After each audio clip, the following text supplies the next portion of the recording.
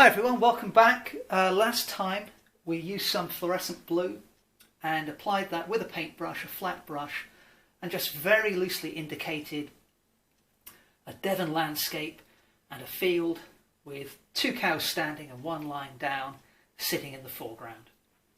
Now I'm going to do what's called a colour beginning, and this is a really fun and easy way of creating a range of textures and colours on the painting and just seeing what kind of effects you get. So I'm going to begin by applying a very dilute mix of the fluorescent blue in a rather haphazard fashion to the middle ground here.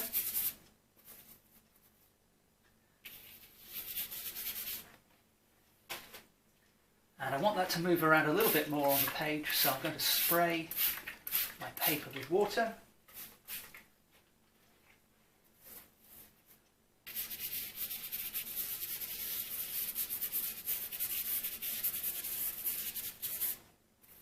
And for the most part, I'm going to fill in the areas around the cows.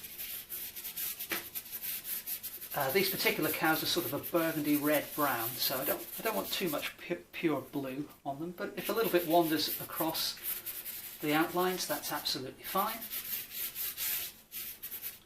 And now, having done that, I'm going to add some cadmium yellow and do the same thing.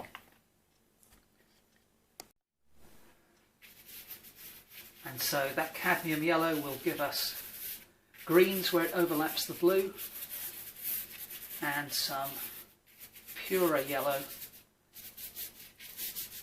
where it encounters a region of pure white.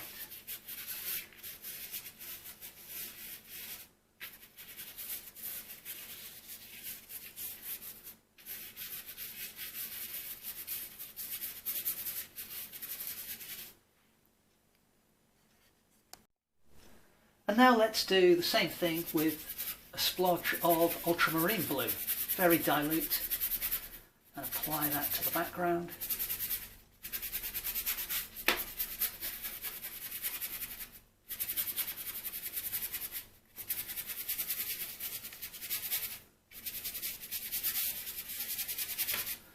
Perhaps bring some of that colour up into the sky.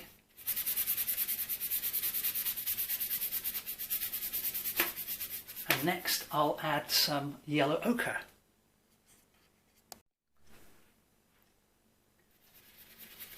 And this is a warm, earthy colour, as you can see. Not a tone you would normally associate with being in the sky on an English summer's day. But when I paint over that in blue a bit later on, that warm undercoat will probably peek through in a few places, and it can give a real sense of warmth and sort of heat to the sky, in some circumstances at least. But let's pop a bit of that yellow ochre into the field regions as well. And maybe even on the cows, now that I think about it, we could fill in the cows with that yellow ochre as well. Let's kill that white paper where it's still showing through.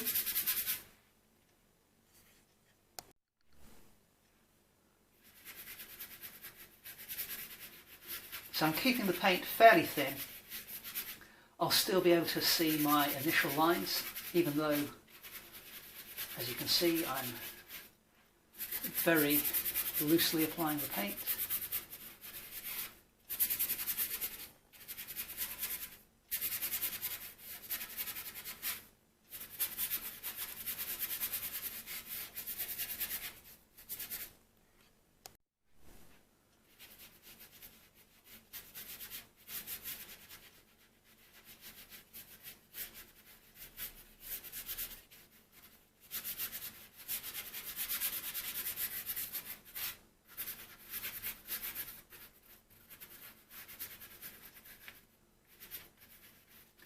There we go. So the paper looks, well, a little bit of a mess at the moment, but as you can see, I've pretty much killed all of the white, all of the blank paper, and this first layer of paint with this kind of random mix of colours will give me a good grounding when I go on to the next stage, which will be to block in the sky in a much more appropriate colour. So I hope to see you next time. If you have any questions at all about colour beginnings or any other aspect of my art, then please feel free to leave a comment in below this video. Please remember to subscribe to the channel. Thank you very much for watching, and I hope to see you next time.